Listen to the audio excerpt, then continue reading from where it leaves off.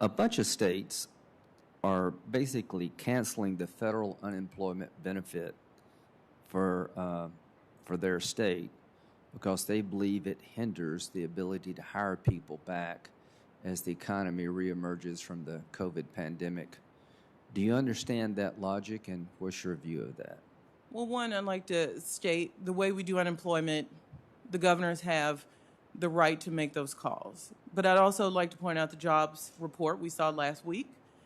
Before any of these payments were pulled back, we saw what I think is tremendous growth in the jobs market. We added 559,000 jobs. We're down to the lowest unemployment level since before the pandemic.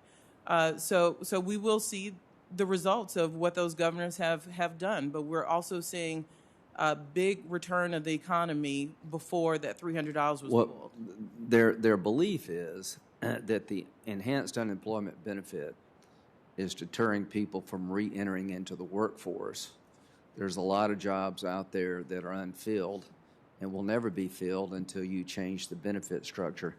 Does that logic make sense to you, given where we're at in our economy? I understand the logic, but I've also not met Americans who would prefer not to work.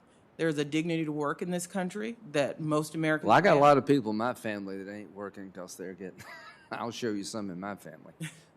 So bottom line is, I think there are people out there that are not bad people, but they're not going to work for $15 an hour if they make 23 unemployed. That doesn't make you a bad person. If you're working for $15 an hour, that makes you almost a chump. So, no, I don't buy that at all. I think there's a real problem we've created here to incentivize people not to work because simply they make more money. And I'm not blaming them, I'm blaming us. But our employers and our economy need some help out there. Finally, on the defense side, how do you see the world right now in terms of threats that the United States and our allies face? Is it small, large, medium? While I'm not a national security expert, it's clear the world remains a complex place with a lot of dangerous players. But you being the State Foreign Ops Subcommittee Chair on the probes, I think you have to look at this budget. I know we've gotten into the habit of looking at defense versus non-defense, but the investments in diplomacy, I think General Mattis said it best, a reduction there means he has to buy more bullets. So what you see when you don't see the defense numbers where you want them is a reinvestment in our diplomacy, making sure that this complex environment, this complex world we live in is not all handled militarily. I couldn't agree with you more, and I'll end on this, Mr. Chairman.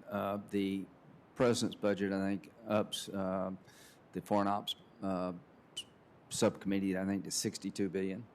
That's still less than 1%. Count me in for more spending on soft power. It does make sense. But it is by no means a substitute for having a robust military with a qualitative advantage over the enemies of this nation and our allies. And I can say one thing without any hesitation. This budget is a disaster for the American military over time. This budget will entice bad actors to be more bold. And this budget sends absolutely the wrong signal in a dangerous world. While I appreciate more developmental aid spending, we're not going to defend America through developmental aid spending. Our adversaries are growing in capability. This budget does not allow us to stay ahead. Thank you.